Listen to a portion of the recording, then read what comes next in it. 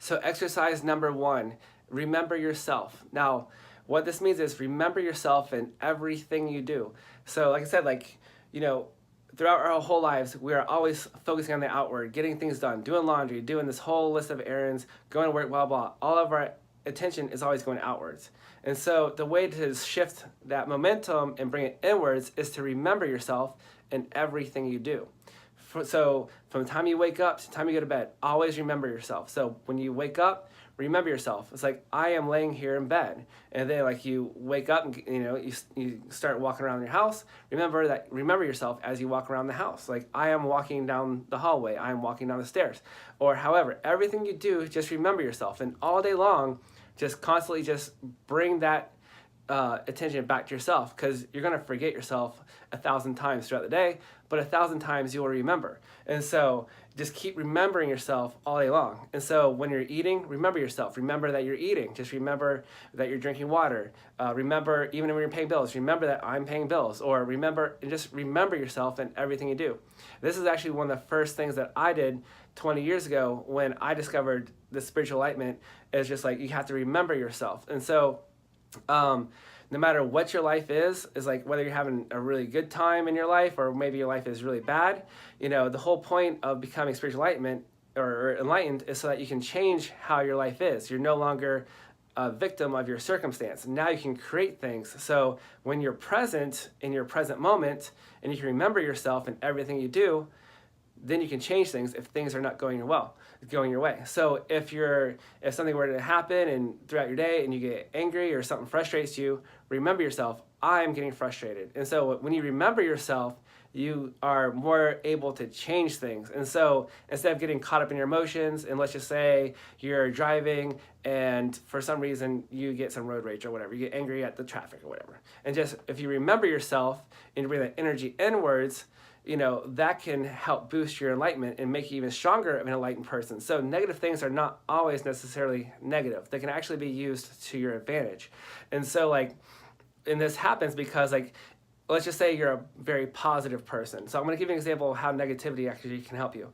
So if you're a positive person and you're full of great dreams and everything, and you're always caught up in your daydreams, it's hard to wake up to your true essence and become enlightened because you're caught up in your mind so much and you're so identified with your dreams and thoughts and things like that you don't want to come down from those things. So I mean, if you have something, if your life is, I want to say negative, say if you have a lot of anger or if things are frustrating you, you can use that to actually boost your own enlightenment. So if something were, if you were to get some pain of some kind, you stub your toe or whatever, anything that's bad, you can, remember yourself, and then that energy, that anger goes inwards, and then you become stronger as an enlightened person, and now you can change your situation because of it. Whereas the other way around, if you are unenlightened and you are caught up in your emotions, if you get angry, you might do something stupid. You might throw something against the wall and break something that you actually care about, such as your phone or some plates or glass or whatever. I'm just saying for instance.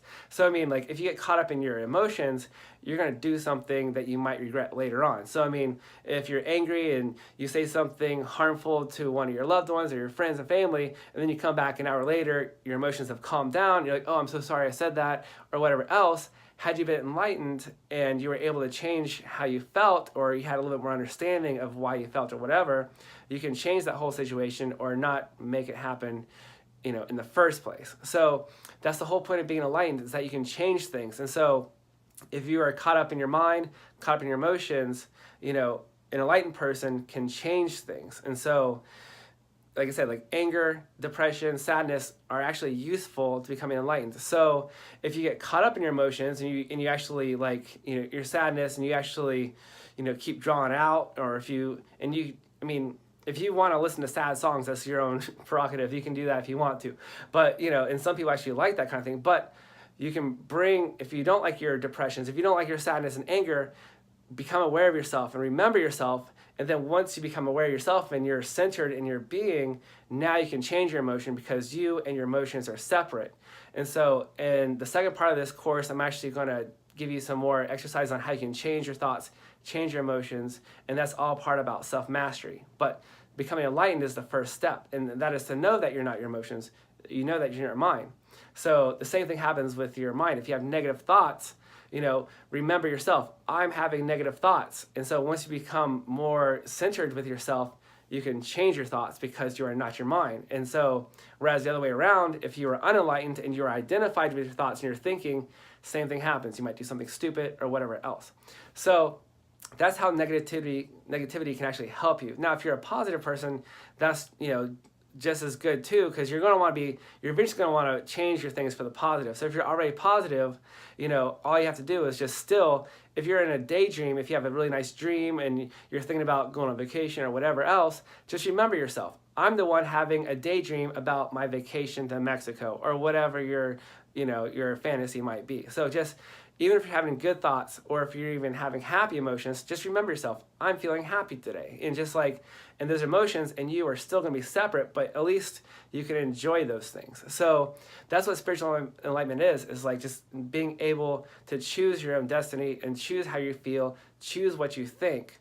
And so throughout your whole day, remember yourself. And so no matter how old you are, most of your life, you're probably thinking outward. So remembering yourself brings your attention inwards. So just like I'm creating this video. So just like, you can change things. So remember yourself in everything you do. And the more and more you remember, you're going to get stronger and stronger in this awareness, this centeredness that you are, which is your true essence. So remember yourself in everything you do, and you'll become stronger and more enlightened as you go along.